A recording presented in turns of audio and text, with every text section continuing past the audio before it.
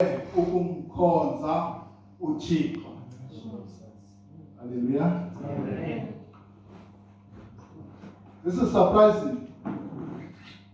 Kumaxesha amaninzi xa uthanda umuntu, umthanda umuntu for the benefit yalo muntu umthandayo. But in the case kaThixo, xa uthanda uThixo, umthanda for your own benefit. Among several benefits ozifumana ekuthandeni umuntu, kukho le iyi-1 le yenza kube enjoyable kuwe ukumkhonza uThixo.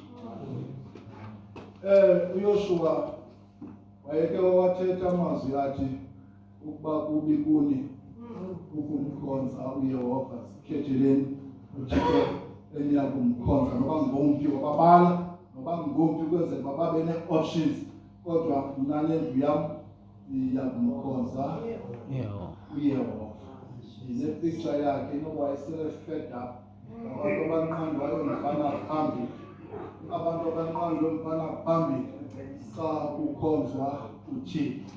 Kodwa okwesibini, I believe ngoku athi mna nendlu yam akakhange ayiconsulte indlu yakhe. Uyithetha yena enguYoshua, the head of the house. Hallelujah.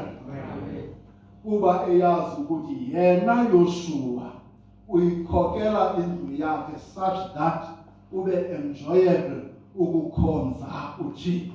Mhlawumbi uba ngaba uYoshua ngalo xesha wayenontondo ongu-12 years, ubeba nepicture yomntondo wakhe xa ebukele ingwevu enemhlebe emhlophe enqandwe mvana phambili ekukhonzweni uThixo. Athi le ngwevu ndohlulwa yintoni mani ngokuba ndibona uJohn unyana wakhe ke lo una-12 years indlela akonwabela ngako ukukhonza uThixo.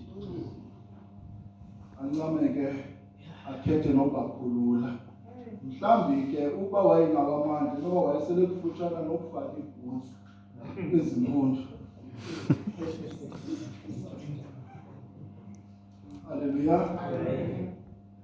uThixo ukwenzela wena ube lula futhi ube enjoyable ukumkhonza uThixo.